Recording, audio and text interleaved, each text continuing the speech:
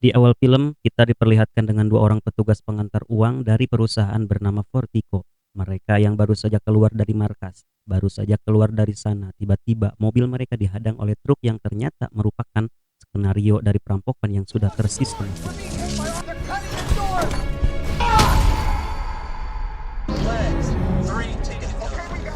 Film pun menunjukkan beberapa waktu kemudian, di mana seorang pria bernama Patrick Hill, si botak pemeran utama dari film ini sedang melamar ke perusahaan Vertigo yang tadi kita lihat di awal film.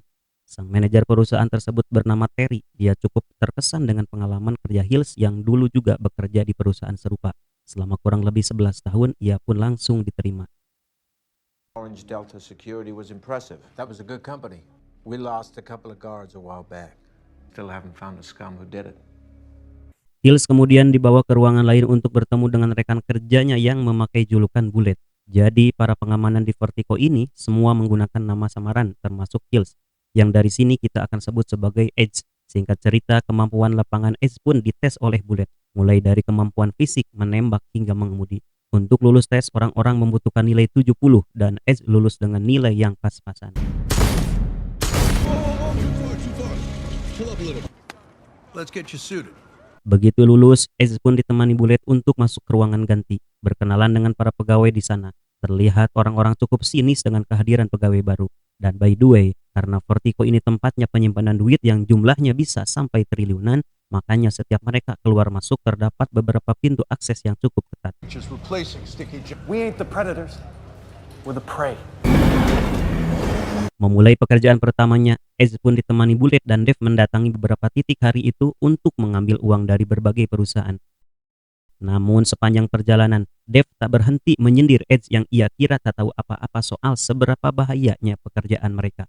Singkat cerita, di penghujung hari, mobil mereka berhasil aman kembali masuk ke markas. Untuk masuk ke dalam, mobil-mobil ini harus melewati beberapa pengecekan, dan begitulah hari pertama kerja dari Edge. Maka dari itu, untuk merayakannya, Bullet mengajaknya untuk nongkrong bersama teman-teman lainnya. Namun sebelum keluar dari sana, terlihat Edge diam-diam mengawasi kartu identitas teman-temannya. Di tempat biliar, kembali Edge mendapat perlakuan yang tak mengenangkan dari rekan kerjanya. Bahkan, Jones, penjaga akses masuk utama di kantor, terlihat mencoba memancing emosi Edge. Let me buy you a beer. Anything else? Keesokan harinya, mereka kembali bekerja seperti biasa. Kali ini, Bullet sendirian pergi mengirim uang di sebuah kapal pesiar. Sedangkan Dave dan Edge menunggu di mobil. Namun, tiba-tiba terdengar dari radio kalau Bullet sedang mengalami kesulitan. Uang yang ia pegang dirampok serta dirinya dijadikan sandera. Dave yang biasa sok jagoan sekarang malah jadi terlihat sangat panik. Ia bahkan sempat ingin melarikan diri. Di saat itu, Edge malah bersikap sebaliknya. Ia terlihat sangat tenang. Ia pun meminta Dave untuk tenang dan mengikuti permintaan dari para perampok, di mana mereka diminta ke suatu tempat untuk menyelamatkan Bullet. Sesampainya di sana, para perampok menyuruh mereka memindahkan seluruh uang yang ada di mobil dan dengan santai Edge mengikuti itu semua. Namun tiba-tiba Get in the truck next time.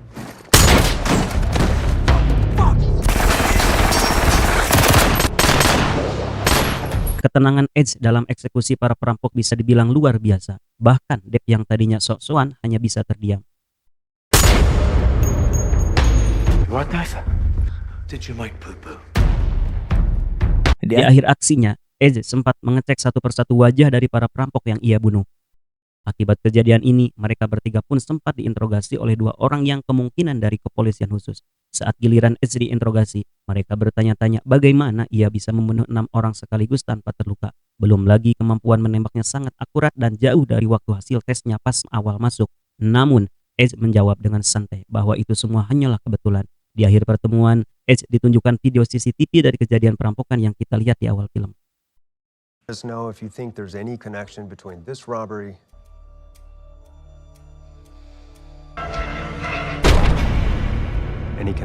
Keluar dari sana, Terry sempat menyampaikan bahwa dia ingin memindahkan Edge ke bagian front office karena menurutnya orang yang habis membunuh bisa saja terkena penyakit mental jika diteruskan. Tapi pendapat sang manajer langsung dibantah oleh owner Vertigo yang sangat senang dengan kinerja Edge. Di lain sisi, dua orang tadi yang menginterogasi Edge pas keluar dari sana langsung menelepon bosnya dan dia bilang kalau benar Edge adalah orang yang mereka cari-cari. Si bos juga bilang kalau begitu biarkan Edge di sana karena kita sudah tahu alasannya kenapa, yang nantinya akan terjawab sendiri di pertengahan film.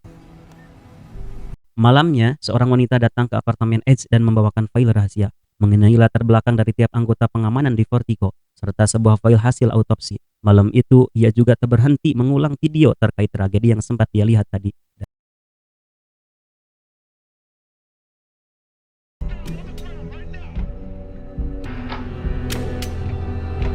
Keesokan harinya, saat masuk kerja, orang-orang di Vertigo tak lagi memandang Edge sebelah mata. Mereka malah melihatnya sebagai seorang pahlawan. Hingga akhirnya, tak terasa, Edge sudah bekerja di sana selama kurang lebih 3 bulan. Dan di suatu siang, saat mereka sedang melaksanakan tugas, mobil mereka kembali dihadang oleh beberapa orang tak dikenal. Para perampok handal ini telah berhasil menangkap Bullet dan mulai menembakkan gas ke dalam mobil.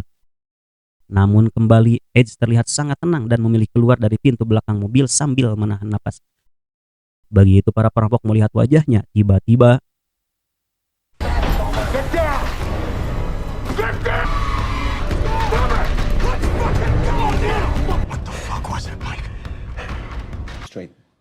They just walked away. apa yang sebenarnya terjadi? Bagaimana bisa perampok bersenjatakan lengkap ketakutan saat melihat Edge? Makanya, Terry sebagai manajer merasa ada yang janggal dengannya. Bullet sendiri saat di bar menceritakan kejadian tersebut ke Deb, di mana saat para perampok melihat Edge, mereka semua kabur seakan-akan melihat hantu. Like he saw a dark spirit.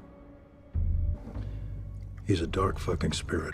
Di lain sisi, kejadian ini membuat Edge semakin terkenal. Bahkan seorang pengamanan wanita bernama Dana langsung mengajaknya tidur bareng. Tapi tetap saja Edge terlihat seperti menyembunyikan sesuatu. Dan benar saja, malam itu tiba-tiba ia memaksa Dana ke ruang tengah dan tak segan-segan menodongnya dengan senjata sambil menginterogasinya terkait dari mana ia mendapatkan uang cash yang ia sembunyikan di rumahnya. Apakah ia bekerja sama dengan para perampok? Untungnya Dana berkata jujur kalau ia mendapatkannya secara tidak sengaja karena kesalahan klien ataupun sistem di Vertigo. Dan selama ini ia tak pernah bekerja sama dengan para perampok. Edge cuma memperingatkan seandainya dia tidak berkata jujur, ia memiliki semua informasi terkait orang-orang yang ia sayangi, termasuk foto dan alamat orang tuanya di desa. To understand, the table's a picture of your parents. And it's like, good. Jadi siapakah Edge? Untuk menjawab pertanyaan itu, film pun membawa kita ke masa lalu. Kira-kira 5 bulan yang lalu, Edge terlihat sedang siap-siap menonton pertandingan basket bersama putranya yang bernama Doggy. Saat akan menaiki mobil, tiba-tiba ia mendapatkan telepon dari anggotanya bernama Mike. Dan Mike adalah perampok yang sempat kita lihat tadi. Nah, siang itu Mike bilang kalau operasi mereka agak kacau karena salah satu anggota tim mereka terkena kecelakaan saat akan ke lokasi. Ia membutuhkan bantuan bos. Edge yang kebetulan saat itu posisinya tak jauh dari sana. Dengan terpaksa, Edge pun menyempatkan diri membantu anak buahnya. Begitu tiba di lokasi, Edge memarkirkan mobilnya tak jauh dari sana sembari ia turun pamit ke putranya berpura-pura akan membeli makanan. Siang itu, anggota Edge sedang berusaha merampok salah satu mobil uang milik Vertigo dan Edge berusaha untuk memberitahu ke arah manakah mobil tersebut akan belok. Begitu tugasnya selesai, mobil tersebut tiba-tiba dihadang oleh perampok lain karena posisi putra Edge yang tepat di lokasi perampokan membuatnya terpaksa turun dari mobil. Salah satu perampok nampaknya tak ingin ada saksi di TKP dan memutuskan untuk menambah Doggy. Edge yang berusaha menyelamatkan putranya, dia juga terkena tembakan. Right now. There you go. Thank you. Have a good one. Okay.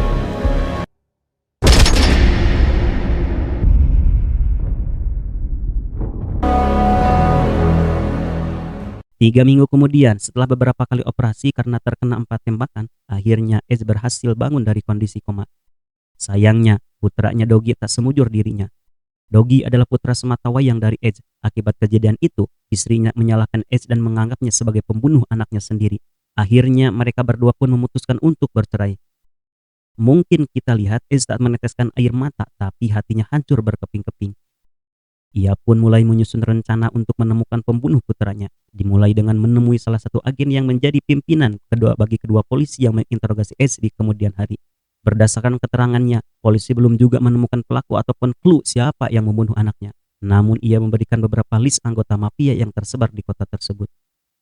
Then you gotta let me do this my way. I can only look confused for so long. Akhirnya, di bawah perintah Edge, Mike dan kawan-kawannya membantai para penjahat di kota demi mencari informasi terkait perampokan kemarin. Namun tak satu pun dari mereka yang berhasil menemukannya. Mereka pun terlihat pucat saat melaporkan hal tersebut kepada Edge. Deployed large amounts of time, money, and You think you've done everything? understood. Fuck. Make a sound and you're dead. Mereka akhirnya kembali berusaha mencari sang pelaku dan kali ini mereka berhasil menginterogasi salah satu anggota mafia terbesar di kota. Setelah disiksa dan diancam istrinya akan dibunuh, pria itu pun akhirnya memberitahu kalau kemungkinan pelaku perampokan kemarin merupakan ulah dari mafia dengan julukan Legacy Brother. Saking tak ditakutinya mafia tersebut, pria ini bahkan memilih untuk dibunuh dibanding ketahuan mengadukan nama mereka. Namun gilanya lagi, ternyata mafia sekelas Legacy Brother yang dianggap tak terkalahkan tak ada apa-apanya di hadapan Edge. Salah satu markas bisnis mereka berhasil diporak-porandakan, tapi tetap saja ternyata mereka juga bukan pelaku perampokan No, kemarin. man. That job was above them. You better tell the boss. No, man. That job was above them. The girls are cash. Let them go. Mike sebagai bawahan Edge dengan hati-hati akhirnya berusaha menyampaikan kalau usaha mereka semua ini telah sia-sia dan bisa saja akan menjadi bumerang bagi organisasi mereka. Suatu hari nanti Truth. We need a different approach. You're right, Mike. I'm gonna go back to London for a while. mendengar nasihat itu, Edge pun diam-diam tanpa diketahui anggotanya memutuskan untuk mencoba mencari pembunuh putranya dengan cara menyamar sebagai pengamanan di sana. Ia meminta salah satu kenalannya bernama Christy untuk membuatkannya identitas baru yang akhirnya ia gunakan untuk melamar di Portico. Dan dari sini jelaslah semua siapa sebenarnya Edge. Just make sure you took it over there. Film pun kemudian menunjukkan beberapa orang mantan anggota militer yang sedang berkumpul, membahas tentang betapa membosankannya kehidupan mereka. Grup ini dipimpin oleh pria bernama Jackson, dan sejak saat pensiun dari militer, sehari-hari ia bekerja sebagai satpam di mall. Di tengah perbincangan, seorang anggota mereka yang sehari-hari bekerja sebagai kepala pengamanan seorang pengusaha, bercerita kalau uang lemburnya belum juga dibayarkan. Setengah bercanda ia mengatakan ia ingin merampok uang bosnya. Tapi ternyata perkataan itu dianggap serius oleh teman-temannya. Dan akhirnya mereka melakukan perampokan tersebut. Incoming. Molly, come. Even split. Sayangnya hasil curian mereka tak sebanyak yang diharapkan. Dari sinilah akhirnya mereka mencoba mencari target yang lebih besar. Dan tak lain adalah truk pengantar uang. Menggunakan koneksi orang dalam, mereka berhasil mengetahui pergerakan dari truk yang ingin mereka curi. Dan dari sana operasi berjalan dengan sangat lancar. Hero, it's not your money. Show me your fucking hands, like. Put your hand behind. Just yet. Rhythm is normal. Be smart. Fantastic. Thank you. Film pun menunjukkan beberapa waktu kemudian, saat setelah pesta perayaan ulang tahun dari Jack, mereka kembali berkumpul dan Jack kembali memberitahu anak buahnya kalau mereka akan ada proyek baru. Serta kali ini truk pengantar uang yang mereka incar nilainya 6 kali lipat dibanding yang kemarin. Tapi dari mana Jack bisa tahu semua ini? Ya, dari orang dalam yang tak disebutkan namanya. Ya, bilang kalau orang dalam ini juga merupakan mantan anggotanya sewaktu di militer dahulu. Singkat cerita, setelah 6 minggu mereka planning dan latihan, akhirnya hari perampokan pun tiba. Mereka menyamar sebagai pekerja proyek, yang dari sini sebenarnya sudah bisa kita tebak kalau mereka inilah para perampok yang dicari-cari Edge selama ini.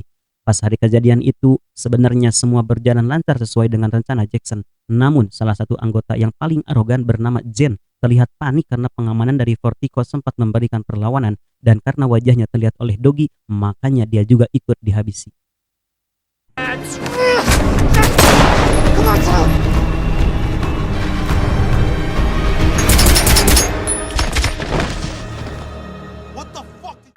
Setelah merampok, Jackson dan anggotanya vakum tanpa pergerakan kurang lebih 5 bulan. Dan kali ini, mereka kembali berkumpul karena akan kembali melakukan aksi perampokan besar-besaran. Mereka tak lagi mengincar truk pengantar uang, namun yang akan mereka rampok adalah isi berangkas dari Portico itu sendiri. Jika itu berhasil, mereka bisa mendapatkan uang sampai triliunan. Tapi tentu saja semakin besar keuntungannya, semakin besar juga resikonya. Rencana matang mereka ini muncul berkat bantuan orang dalam Portico sendiri yang tadi Jackson sempat sebutkan. 150 million. Nothing if our guy doesn't come through. Tom, he'll come through. Okay, let's run. Akhirnya 3 minggu kemudian hari eksekusi pun tiba. Jackson sendiri berpamitan ke istri dan anaknya yang tak tahu apa-apa soal aksi gilanya. Dari sana ia sempat singgah untuk menjemput Jen. Melihat isi apartemen Jen dipenuhi barang-barang mewah, Jackson sempat emosi karena hal itu bisa membuatnya dicurigai kepolisian. Di lain sisi, minggu itu brankas di Portico bisa dibilang lagi penuh-penuhnya. Pengamanan di sana pun ditingkatkan. Singkat cerita, hari itu setelah mengantar uang ke beberapa titik, Bullet terlihat gelisah dan pada akhirnya ia pun memberitahu Edge kalau dirinya selama ini adalah orang dalam dari para perampok. Tentu Edge sebenarnya sangat gembira akhirnya bisa menemukan orang yang selama ini ia cari. Namun ia mencoba bersikap tenang dan menggali informasi lebih dalam. Bullet sendiri bercerita kalau hari ini teman-temannya akan merampok brankas Portico dan alasan yang memberitahu Edge berkait rencana ini tak lain karena ia membutuhkan bantuannya untuk bisa masuk ke markas tanpa dicurigai. By the way, Mimin kembali mengingatkan bagaimana sistem di Portico, di mana untuk mobil bisa masuk ke sana, mereka membutuhkan laporan dari 2 orang yang sejak awal bertugas. Jika tidak, akses tidak akan diberikan. Maka dari itu, Edge pun berpura-pura untuk setuju dengan tawaran Bullet. Dari sana, mobil mereka mengangkut 4 orang anggota Jackson. Namun, untuk memastikan rencana perjalanan dengan lancar saat di gudang, tangan Edge diikat dan senjatanya diambil. Today, you'll see tomorrow. Sejauh ini, semua berjalan sesuai dengan rencana yang Jackson sudah buat. Mobil pun berhasil kembali ke markas tanpa dicurigai dan dari sana mereka berhasil masuk ke brankas yang sedang dibuka. Sayangnya, posisi tangan dan kaki Edge diikat, sedangkan Bullet dan teman-temannya berpura-pura sedang ditawan demi bisa masuk ke ruang akses utama. Para penjaga di sana akhirnya terpaksa memberikan perlawanan.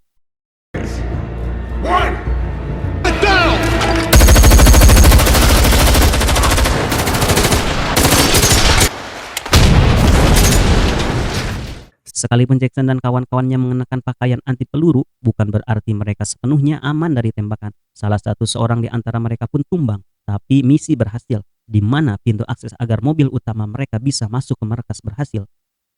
Dan di saat mereka sibuk memindahkan uang, disitulah akhirnya Edge memulai aksinya. Then join 3 in the truck.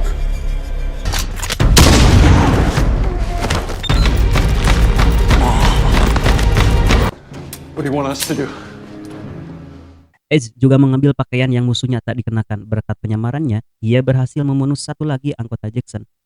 Setelah itu, ia diam-diam memasukkan HP ke salah satu tas uang di dalam mobil. Di lain sisi, Deb dan Terry yang tadinya sudah dibebaskan oleh Edge sempat menjadi incaran salah satu perampok. Hampir saja mereka mati jika segera muncul membunuh perampok tersebut.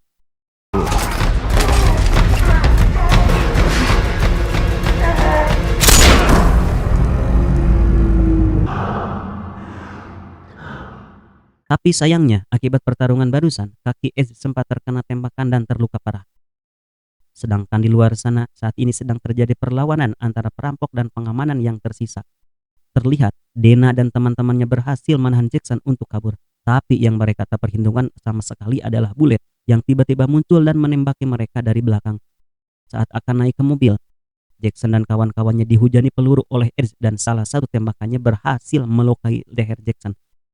Tapi tanpa Edge sadari, Bullet juga ternyata sudah berada di sampingnya.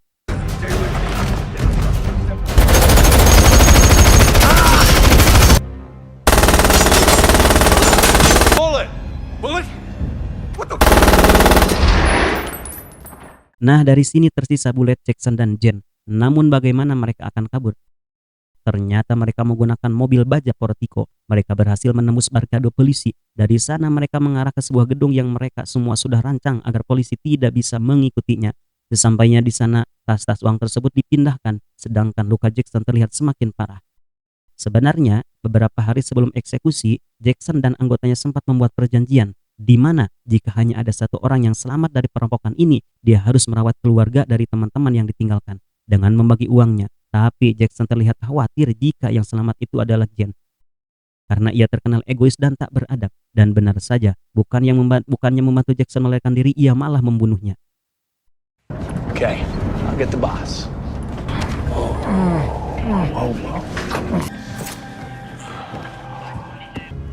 Where's the Sarge? He's not coming. By the way, di gedung itu terdapat sebuah terowongan rahasia yang tak diketahui siapapun. Menggunakan motor ATV yang sudah mereka letakkan di sana, uang-uang itu kemudian diangkut ke ujung tunnel, yang di sana juga sudah terdapat mobil yang siap digunakan. Di akhir aksi ini, sebenarnya Bullet ingin mengkhianati Jen, tapi ternyata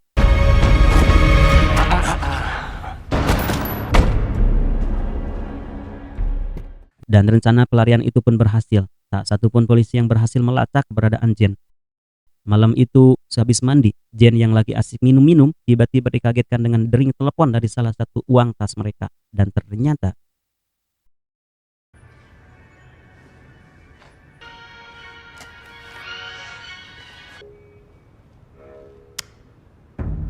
Jen mengira kalau Edge di sana karena ingin mengambil uangnya. Padahal Edge hanya ingin Jen membacakan sebuah berkas yang tak lain adalah hasil autopsi dari putranya terkait di mana saja peluru menembus tubuhnya hingga akhirnya meninggal. Dan dari sana Edge pun memberikan balasan yang setimpal. Still read this. Bullets A1 and A2 enter the right lung.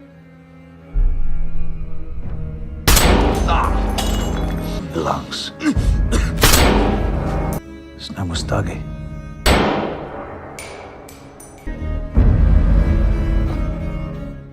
Dan begitu keluar dari sana, pimpinan polisi yang kita lihat tadi telah menunggunya untuk mengangkut jasad Jen dan dengan begitu film pun tamat.